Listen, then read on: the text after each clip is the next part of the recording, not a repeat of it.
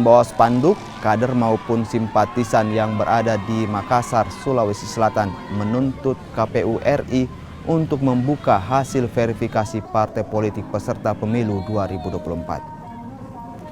KPU RI beberapa waktu lalu telah mengumumkan secara resmi partai politik yang menjadi peserta pemilu 2024. Selain itu, pengunjuk rasa juga meminta agar KPU RI diaudit guna transparansi data kepada rakyat. Mereka menduga adanya manipulasi data yang dilakukan penyelenggara pemilu.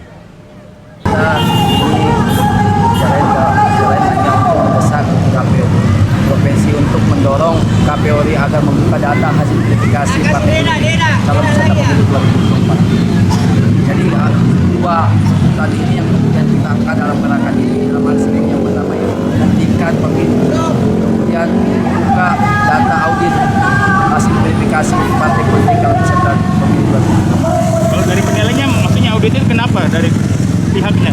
Ya, kenapa Pak? Kalau ada auditnya itu kayak seperti apa? Ya, kita kemudian mencurigai ada indikasi manipulatif yang dilakukan oleh KPU RI. Itu terbukti di beberapa media. Kita lihat ada beberapa sorotan yang kemudian di KPU terkait indikasi manipulatif. Nah, kita sebagai partai yang dalam ingin membuka